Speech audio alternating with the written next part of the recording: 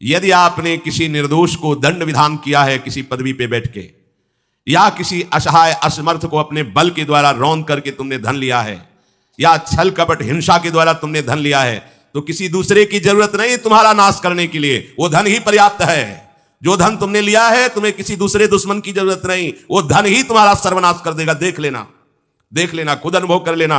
इसी जीवन में तुम्हें अनुभव होगा कि मैंने बहुत गलत किया है। मरते समय तक तुम्हें बोध हो जाएगा कि तुमने क्या किया है।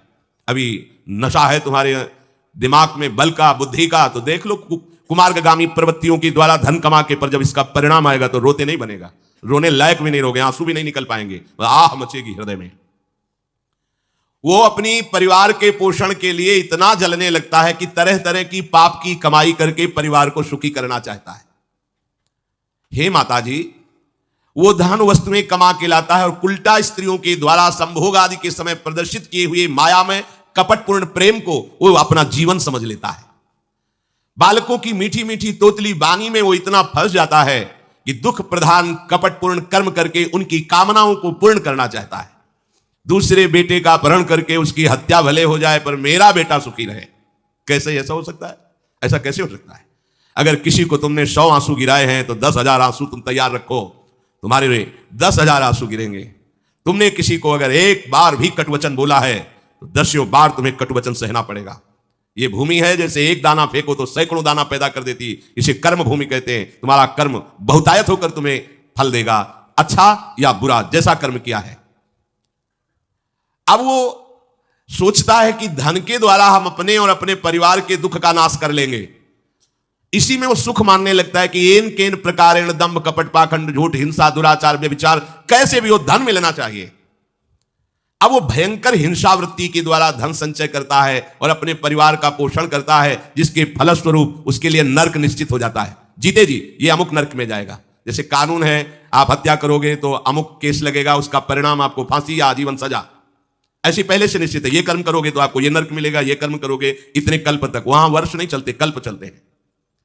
स्वयं तो उनके खाने पीने से बचे हुए जूठे अन्न को खाकर सुख पाना, बच्चे का जूठा, परिवार का अच्छा लगा, मेरा परिवार, और वैसे ही दूसरे परिवार का नाश करके, हिंसा करके वो धन कमाता है।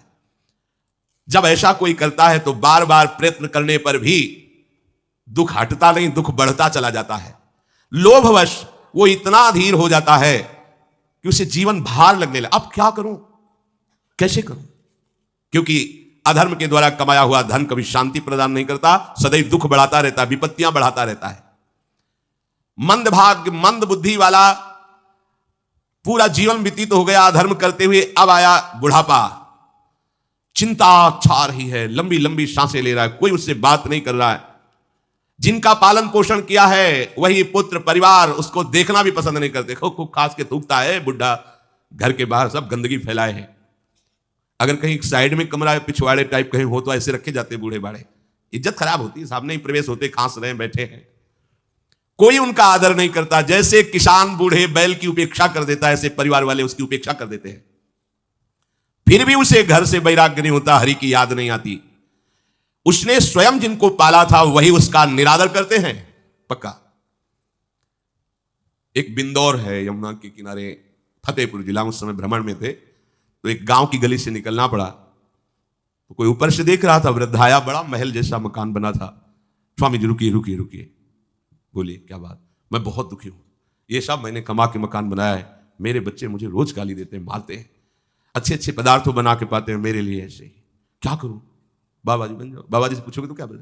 एकमात्र उपाय भगवान की शरण में हो, अब भजन करो, चौथी अवस्था है। बोले वो तुमसे बात नहीं बनेगी, चल दिया। क्योंकि लोगों की धारणा होती है कोई जंतुर दे देंगे, कोई छूछा कर देंगे, काम बन जाएगा। बहुत गिरी हुई स्थिति लोगों की होती है। वो ये नहीं समझते कि राधा राधा कृष्ण कृष्ण कहने से सब दुख दोष नष्ट हो जाएंगे। तुम्हारा परिवार क्या तुम्हें विश्व प्यार करने लगेगा।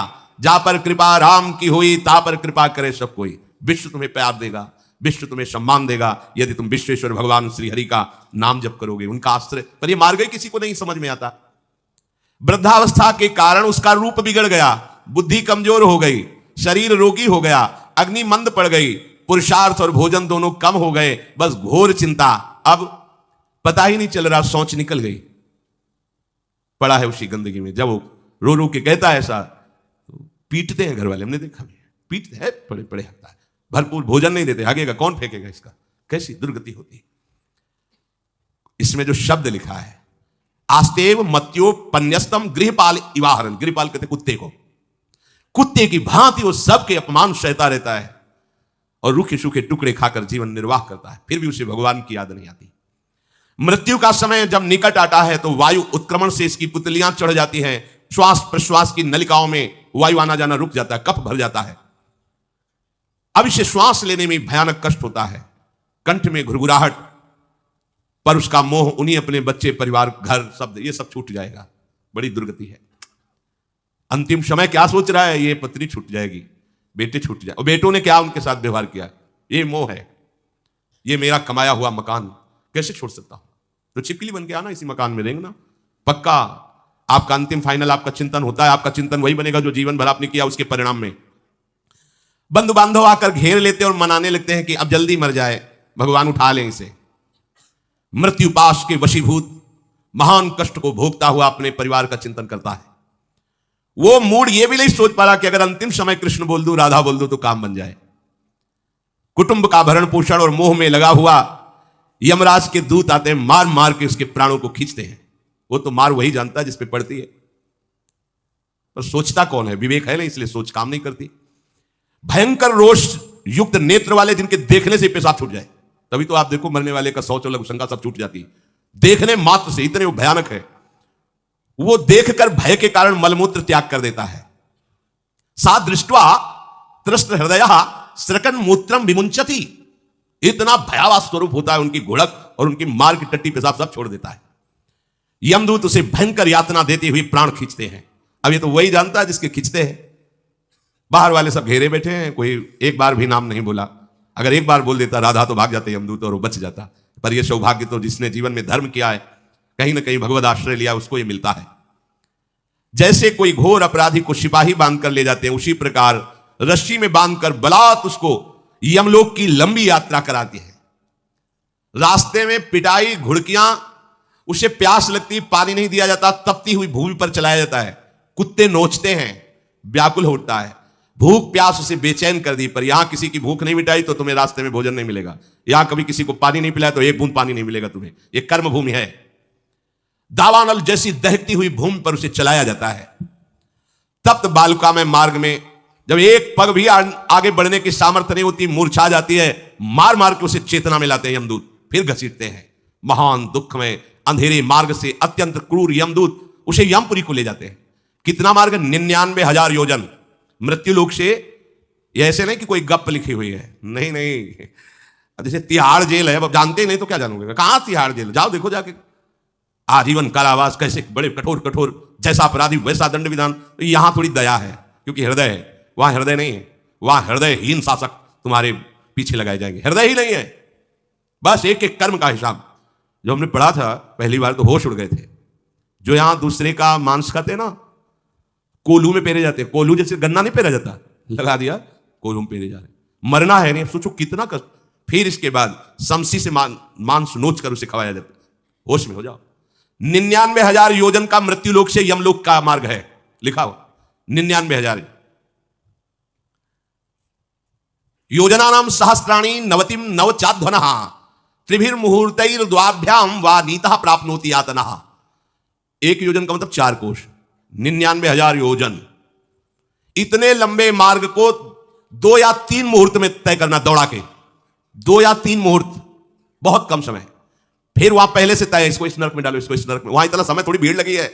जैसे अपने एक फोड़ा हुआ तो अपने इतने कष्ट समझते, अस्पताल जाओ देखो चीख लगी, किसी पैर टूटा, किसी कुछ, ऐसे वहां सब हिसाब हो रहा है। उसको धड़कती हुई लकड़ियों में जलाया जाता है, कहीं दूसरों के द्वारा काट काट कर उसको उसका ही मांस खिलाया जाता है। यमपुरी के कुत्तों के भयानक दांत होते हैं, जिंदा, अब मरना है नहीं। वहां भयानक गिद्धों के द्वारा आंतें खींची जाती है। यहां सांप बिच्छू डांस जिसको मारा है, वहां भयंकर रूप रखकर उसका खून पीते हैं। हिसाब है बहुत होश में।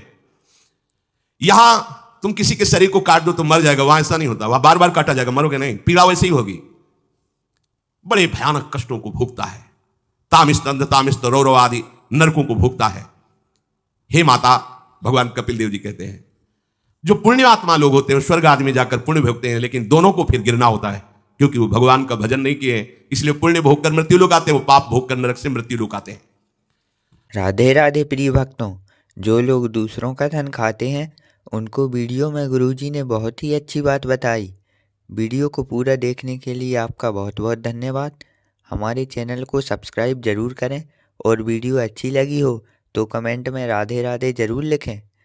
धन्यवाद प्रिय भक्तों। राधे राधे।